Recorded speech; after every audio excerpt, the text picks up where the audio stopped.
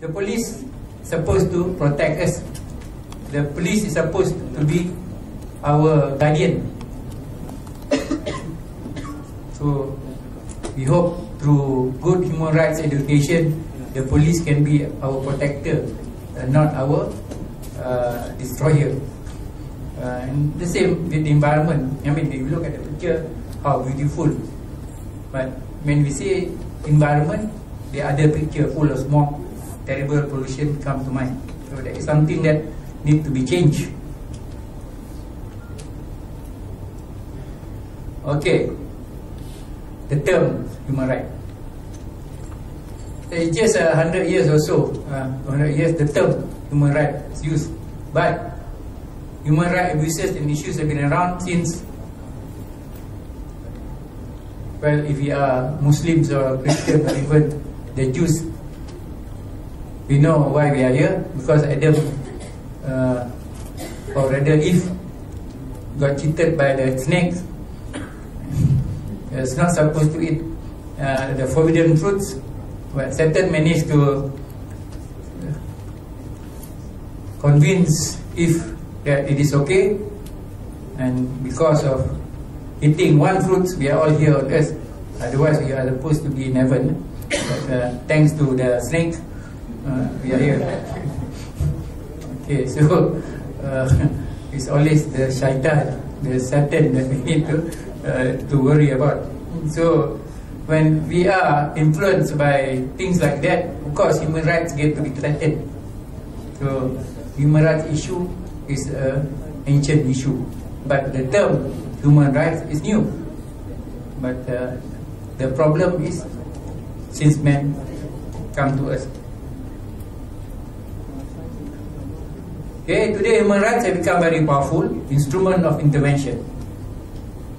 Superpowers like the USA have shown that even without UN sanctions or mandate, we can invoke human rights to do almost anything with impunity. Okay, that is the problem that we are facing. Even China was threatened using human rights excuse. The white superpowers using UN threatened to withdraw China's hosting the Olympics. Okay, of course, the Chinese also were not respecting human rights, and of course, the Tibetan, especially the Dalai Lama, was also very clever. He's taking advantage to show that the Chinese colonizing them or intervention, they are intervening or interfering. The easiest word is interfering with Tibet management, or that the Dalai used the opportunity to tell the world, okay, you tell China that if they don't stop abusing human rights, then we will withdraw China from conducting or hosting the Olympic. Of course, China at a given time, I think they behave themselves with regards to human rights, and I think they hosted the Olympic, they managed the Olympic the best ever. If you see the Olympics in China, it was the best ever. So the Chinese proved to the world that, well, they can manage this global event very well, despite being a communist country.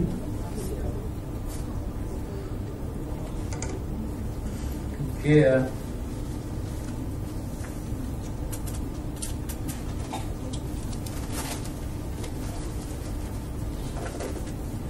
The problem with human rights again, how people interpret it is something else. Respecting human rights becomes subjective and dubious when superpowers interpret it as they like and get very selective in enforcing it.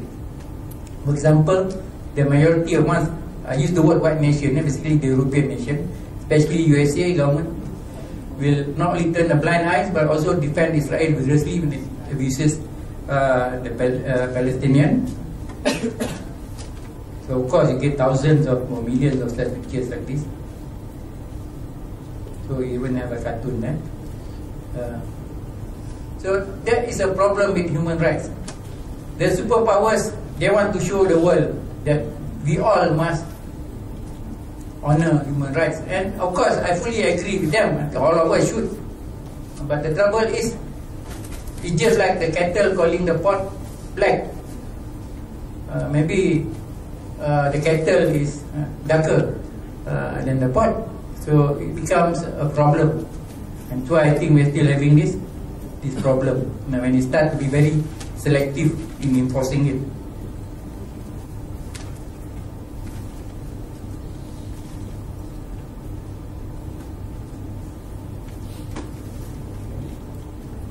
Okay, this one is crucial. Surely, it is essential that human rights violators receive their dues no matter who they are. However, justice can only be fair by using the same criteria of all parties involved, for all parties involved.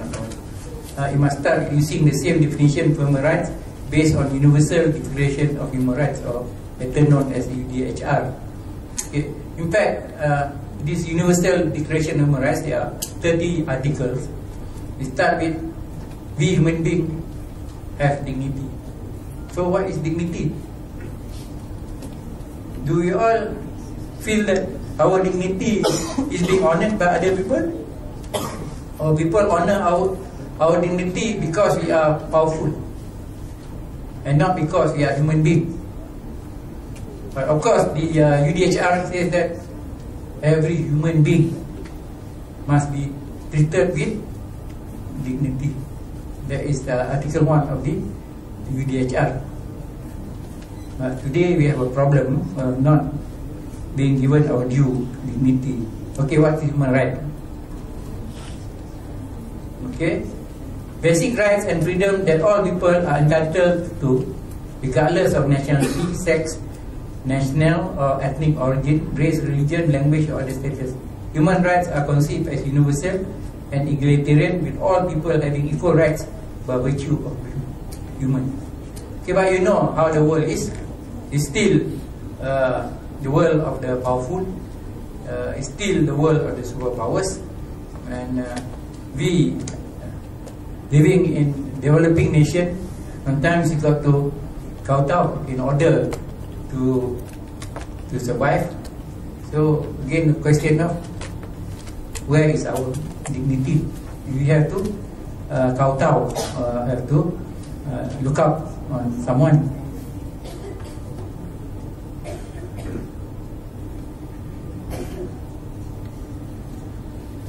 Okay, human rights are the people's right. To mention the essential, they are the right to life, right to citizenship, right to education, right to development. A lot of rights actually that we have. In Malaysia, our rights as Malaysian, and of course those who are staying in Malaysia or are in Malaysia, is granted under the Part 2 of the Federal Constitution. Will come to it. So Malaysia is one of the very few countries that actually put human rights in the Federal Constitution. Right when Malaysia was not Malaysia, but Malaysia was Malaya. We'll go to that also later on. The most fundamental requirement is that human beings must be truly free in order to exercise such rights and freedom. Differences in different status, race, language, sex, religion, or political affiliation must not provide for discrimination regarding such right. So you find that the UDHR is a beautiful document. But of course, there is still a problem of looking at UDHR being universal. I will come to it because even like Mahathir, Dr. Mahathir, we say that this UDHR is basically a Western values. We in Asia have our own Asian values. Well, I agree, but also disagree. So we'll see. It's not a black or white issue. Okay, according to SUHAKAM, SUHAKAM stands for Suruhanjaya Hak Asasi Manusia Malaysia. In English, is simply the Human Rights Commission of Malaysia. Okay, human rights are the inalienable rights and freedom that every person is entitled to by virtue of being human. They ensure their dignity, and worst of the person and promote human well-being. They are universal, indivisible, and interdependent. Okay, a lot of keywords in human rights, but these are some of the key words. One is being universal. All of us are the same, regardless of where we come from, regardless of our color, regardless of our religion. We are the same. But of course, some may ask, how can we be the same? Some are more clever than the others. Okay, but I suppose we have to be fair to those that are not clever, because I believe sometimes we are clever than others, but the other person is clever in another area, you are clever in another area. I think God has given us each to our strength and each to our own weaknesses. So suppose we have to look at ourselves from that perspective, rather to say that I'm more intelligent than you.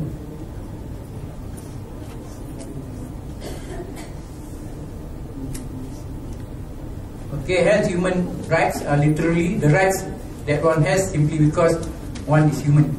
So as a human being, our rights are all the same. Okay. One problem about talking about rights, we all want our rights. But how many of us say, because I want my rights, I'm also responsible. I have to be responsible on a lot of things to ensure that everybody's human rights are being maintained. And this is very important. Okay, rights must be exercised with responsibility. Okay, we cannot just demand. A lot of time we find that people demand for their rights, but they never ask, what is my responsibility? Okay, number one, rights are exercised in such a manner that they do not infringe on the right of others. Okay, sometimes we over-demand our rights without thinking that by over-demanding, we will be hurting other people. So, in human rights, we have not only to think about ourselves, we have to think about the larger society, the community at large. We talk about self-interest, public interest, national interest. Of the three interests, which interest do you think is the most important? Is it self-interest? Is it national interest? Is it public interest? You think that you can get your self-interest and be happy with it? Or do you think that, well, I fight for my self-interest, but I want to make sure everybody's interest is also being protected? I think that is a very important thing, because your interest, your self-interest, can never be permanent if others' interests are not equally protected. That you must bear in mind. Because if other people are hurt, eventually you're going to have a problem. Two, the state has the responsibility to take steps to ensure that its citizens are able to enjoy their human rights. Okay, in Malaysia, as I said just now, in the Part 2 of the Federal Constitution, you have your fundamental